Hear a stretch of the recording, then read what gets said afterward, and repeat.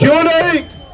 मैं जानना चाहता हूं कि धर्मेंद्र प्रधान जी को क्यों नहीं जा रही आवाज, प्रधानमंत्री जी को क्यों नहीं जा रही आवाज, गृह मंत्री जी को क्यों नहीं जा रही आवाज, और वो सरकार किसका इंतजार कर रही है कि ये इस शख्स में, इस मंच पे बैठा है ये शख्स जो है, जो एक वैज्ञानिक है, जो एक पर्यावरण का मित्र है, जो देश की धरोहर है, वो मर जाए, इस देश के बात का इंतजार कर रही है क्या सरकार? देखो 20 तारीख को प्रोटेस्ट होगा तो प्रोटेस्ट होगा, और ऐसा प्रोटेस्ट होगा कि पिछले 10, 12, 15 साल में तो ऐसा प्रोटेस्ट दिल्ली में नहीं हुआ होगा। नए तीवर के साथ आ रही है आपकी पसंदीदा मासिक पत्रिका दलित दस्तक। नीचे दिए गए नंबर पर आज ही संपर्क करिए या व्हाट्सएप करिए। सबसे पहले तो मैं इस आंदोलन के साथियों का धन्यवाद करना चाहता हूं। जो आंदोलन में साथी बैठे हैं, हमारी बहनें, नौजवान साथी, प्यारे भाई, बुजुर्ग माएं, उन सब का धन्यवाद करता हूं, क्योंकि पिछले लंबे समय से वो लगातार लड़ रहे हैं, और इस तरह से लड़ रहे हैं कि जो नहीं भी सुनना चाहता उसको भी सुनना पड़ रहा है, जो नहीं भी देखना चाहता उसको भी देखना पड़ रहा है, और जो नहीं भी बोलना चाहता उसको भी बोलना पड़ेगा। मेरी बात को आप याद रखना।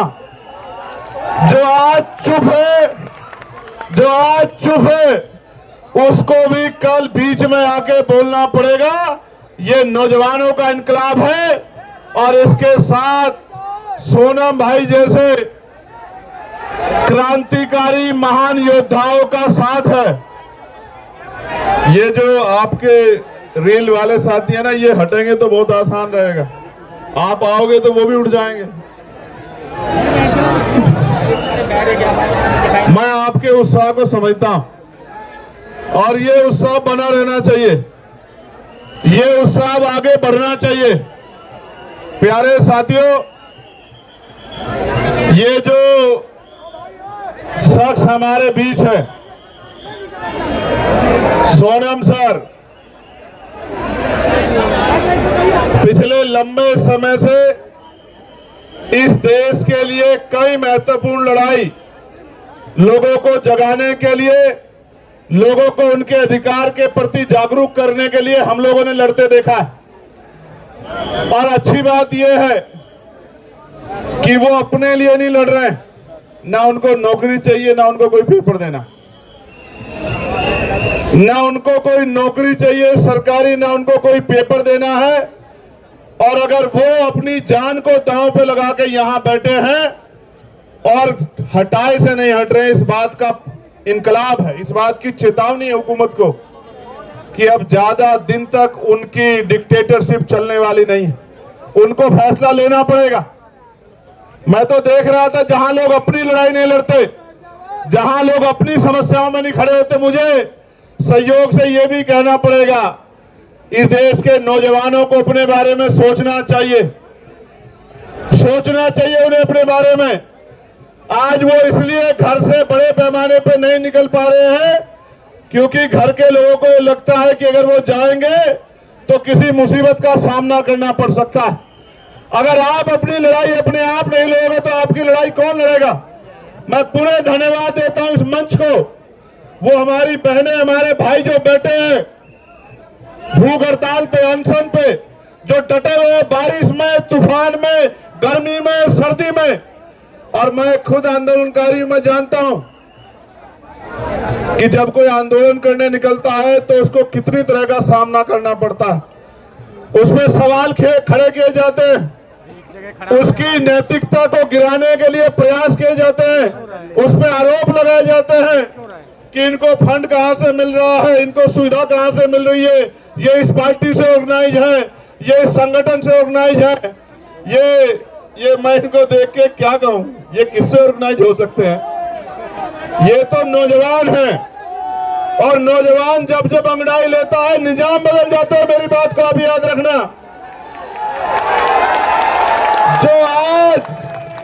जो आज चुप है उनको कल तय करना पड़ेगा। ये लड़ाई किसी दल की नहीं है, ये लड़ाई भारत के युवाओं की लड़ाई है। और जो लड़ रहा है उसको भी लोग देख रहे हैं, और जो चुप है लोग उसको भी देख रहे हैं। लोग ये भी देख रहे हैं कि कौन खड़ा है और कौन सिर्फ जो है किसी नुकसान का इंतजार कर रहा है।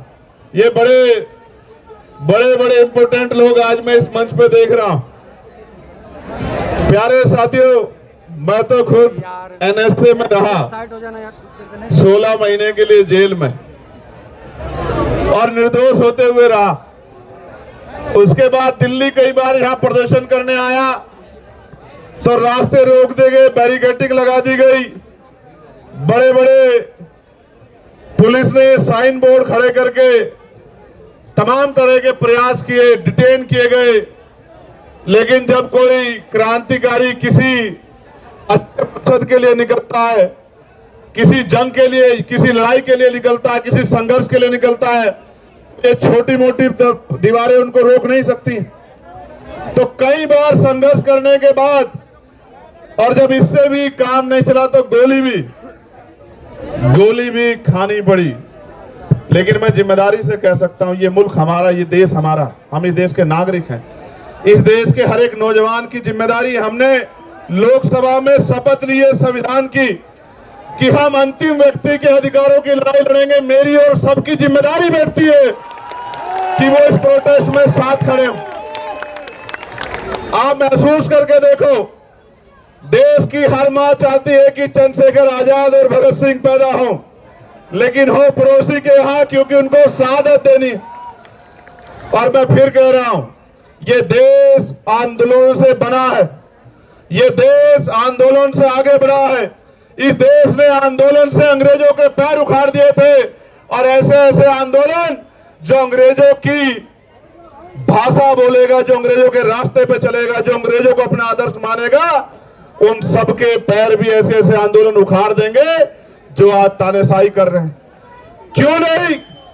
मैं जानना चाहता हूं कि धर्मेंद्र प्रधान जी को क्यों नहीं जा रही आवाज, प्रधानमंत्री जी को क्यों नहीं जा रही आवाज, गृह मंत्री जी को क्यों नहीं जा रही आवाज, और वो सरकार किसका इंतजार कर रही है कि ये इस शख्स में, इस मंच पे बैठा है ये शख्स जो है, जो एक वैज्ञानिक है, जो एक पर्यावरण का मित्र है, जो देश की धरोहर है, वो मर जाए, इस देश की बात का इंतजार कर रही है क्या सरकार?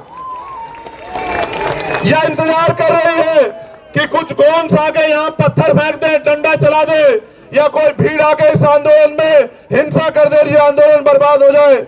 मैं अपने साथियों कहूंगा, बहुत सचेत होकर चलाने की आवश्यकता है।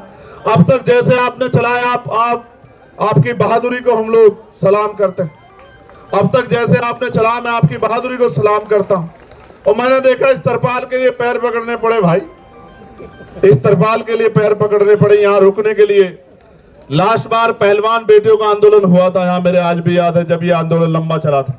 उसके बाद ये दूसरा आंदोलन, और कहा गया मुझसे भी कल, इन्होंने कहा इनकी टीम ने कि भैया 20 तारीख को कूच करेंगे हम लोग। 20 को ही करोगे ना? पक्का?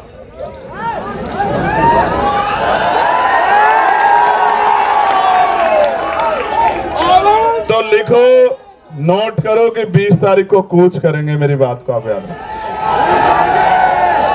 मैं 20 तारीख को ही आता, मेरा भरोसा करो, मैं 20 तारीख को ही आता। मैंने किसी को कहा भी नहीं आने के लिए, आप जानते हो, मैंने किसी से नहीं कहा कि आ जाओ, लेकिन इनकी वजह से आना पड़ा, इनकी वजह से आना पड़ा। मैंने इनसे कहा कि जाओ, उनसे कहो कि वो अनशन त्याग दे, देश को उनकी जरूरत है, युवाओं को उनकी जरूरत है। और इन्होंने कहा कि वो तो नहीं मान रहे। मैंने इनसे कहा मेरा संदेश देना कि उनका भाई इनसे कह रहा है कि त्याग दो, तो संदेश ये आया कि नहीं, वो नहीं छोड़ रहे अनशन। तो मैं आज इनसे नहीं कहूंगा अनशन छोड़ो, मैं बिल्कुल नहीं कहूंगा। मेरे आज भी याद है जब शहीद आजम सरदार भगत सिंह जेल में थे, उनके पिताजी चले गए एप्लीकेशन लेके अंग्रेजों के पास कि इनकी सजा माफ कर दी जाए। तो मुझे याद है शहीद आजम सरदार भगत सिंह जी के वो शब्द अपने पिता से, जब उन्होंने कहा कि आज आपने मेरी पीठ में छुरा घोंपा है, जिनके खिलाफ मैं लड़ रहा हूं, आपने उनके आगे कमजोर पड़ने का काम किया, आज आपने मेरे आंदोलन को कमजोर किया, मेरे संघर्ष को कमजोर किया, तो मैं लड़ने वाला व्यक्ति हूं, मैं इनका संघर्ष कमजोर नहीं करूंगा। अगर इनको कुछ होगा तो इसका खामियाजा इस सरकार को भुगतना पड़ेगा, मेरी बात को आप याद रखना। हमें इनको मनाने की जरूरत नहीं है कि ये अनशन त्यागे, देश की सरकार से सवाल पूछने की जरूरत है कि वो इस डिक्टेटरशिप को क्यों कर रही है। जो शिक्षा मंत्री पेपर नहीं बचा सकता है, वो युवाओं का भविष्य कैसे बचाएगा, इस बात का जवाब शिक्षा मंत्री जी को देना पड़े। मैं फिर आपसे कह रहा हूं, ये आंदोलन युवाओं के भविष्य को बचाने के लिए, और मैं देश के हर एक युवा से कह रहा हूं, जब ये लड़ सकते हैं जिनको नौकरी नहीं चाहिए, जिनको पेपर नहीं देना, तो आप भी लड़ सकते हो। इसे इतना बड़ा करो आंदोलन को, क्योंकि ये लोकतांत्रिक व्यवस्था है, ये संवैधानिक देश है। जब आंदोलन बड़ा होगा, मैं गारंटी से कहता हूं कि सरकार झुक जाएगी। हमने पहले भी सरकार को झुकते हुए देखा। किसानों की शहादतें याद करते हुए मैं कहना चाहता हूं, किसानों को नमन करते हुए हमने सरकार को झुकते हुए देखा है। ये तो एक केंद्रीय मंत्री के पद से इस्तीफे की बात, ऐसे कितने ही मंत्रियों को लगातार इस्तीफे देने पड़ेंगे जब जनता खिलाफ हो जाएगी। मेरी बात को आप याद रखें। कुर्सी तो है, धर्मेंद्र प्रधान जी को मैं कहना चाहता हूं, सुनो भाई, कुर्सी तो है, आपका जनाजा थोड़ा ही है। अगर कुछ कर नहीं सकते तो छोड़ क्यों नहीं देते, क्यों चिपक के बैठे? अगर ये खलल डाल रहे हैं,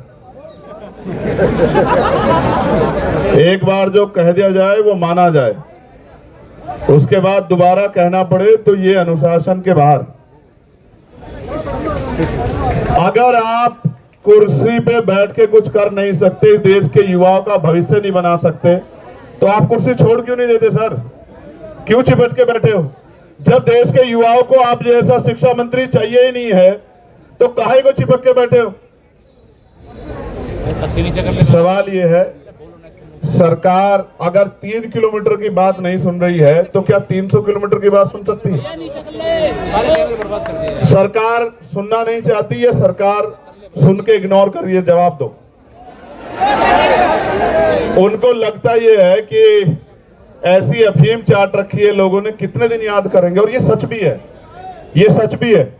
मैं बहुत कड़वी बात कह रहा हूं, जिनके बच्चों के लिए यहां लड़ा जा रहा है, वो माँ बाप घर में इसलिए बैठे हैं कि उनके बच्चों से कोई सवाल उनके बच्चों के फ्यूचर पे ना आ जाए। आपके बच्चों का फ्यूचर है ही कहां भाई? पैसे वाले लोग पेपर लीक करा लेंगे, जिनके जो पावर स्ट्रक्चर से जुड़े हुए लोग हैं उनको पेपर पहुंच जाएगा, तो किसको नुकसान होगा? उसी को ना जो मेहनत कर रहा है, वो किसी भी जाति का हो, किसी भी धर्म का हो। तो ये फिर न्याय, फिर ये अवसर की समता, निष्पक्षता कहां बची? मैं तो उन बहादुर बहनों का भी धन्यवाद करता हूं, उनके हौसले का भी धन्यवाद करता हूं जो डटी हुई। जहां नौजवान घर में बैठ के रील देख रहा है, वहां मेरी बहादुर बहनें आंदोलन कर रही है। मैं दिल से धन्यवाद करता हूं। 20 तारीख को आओगे नहीं आओगे बताओ?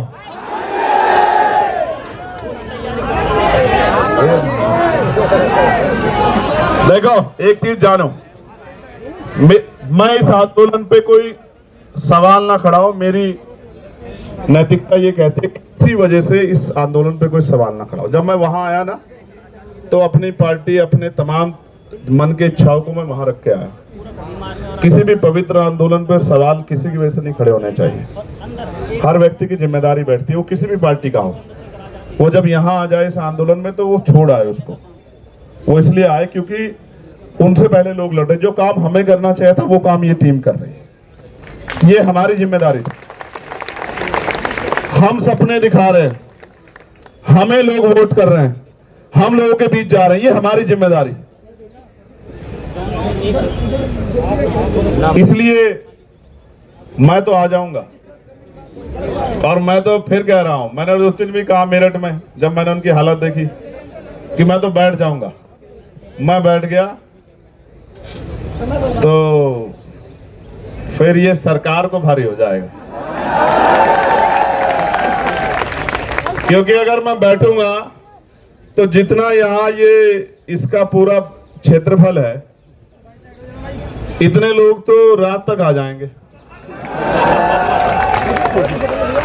और एक जिले के नहीं आएंगे, एक प्रदेश के नहीं आएंगे। जिसको खबर लगेगी कि भैया वहां हैं, वो आ जाएंगे सब लोग। आप समझ रहे हो? लेकिन ये आंदोलन पीसफुली चलता रहे। मैं इस आंदोलन पे की उंगली ना उठे, इसलिए मैं चाहता हूं। ये तो वैसे भी फंडेड लोग हैं। कहां से फंड आया आपको? पाकिस्तान से, जोर शोर से आ चुका है, पाकिस्तान से आ चुका है। कहां से? हर जगह से आ चुका है। पीएम के वो भी आ जाएगा।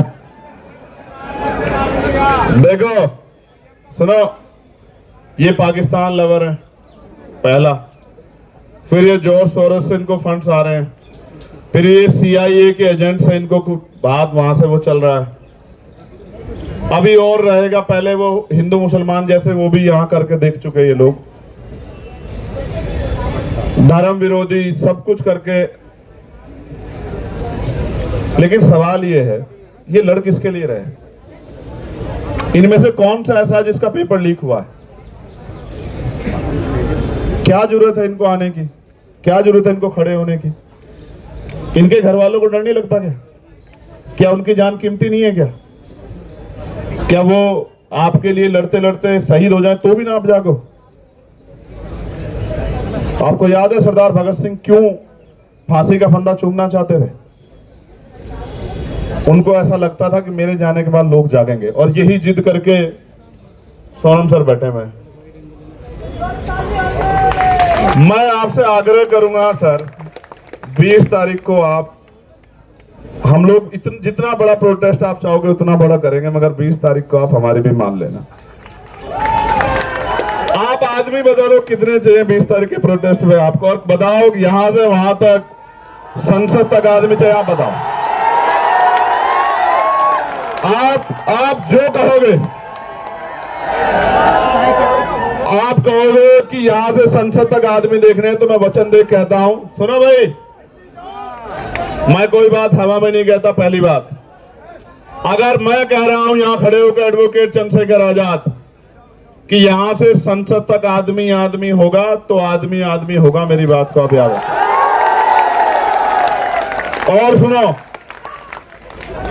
महापुरुषों की तस्वीरों के अलावा झंडा भी कोई नहीं होगा, क्योंकि इस आंदोलन के साथ खड़े हैं। इस आंदोलन से कोई राजनीतिक लाभ नहीं चाहिए, मेरी बात को आप याद रखें। उस काम को हम लोग करते हैं। बताओ सर, तय कर दो, आप बताओ। चलो, आपका कंसर्न बहुत जरूरी है। 20 तारीख को आप हमारी मान लोगे ना? 20 तारीख को जो आप कहते हो हम करेंगे। आप बताओ, आप हमारी मान लो। देश को जरूरत है आपकी।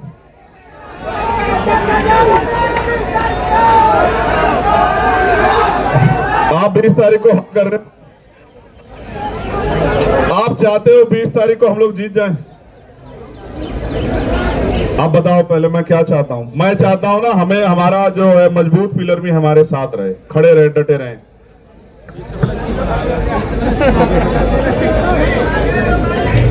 फिर हम विजय दहिया का डांस भी देखेंगे यहाँ 20 तारीख की शाम में।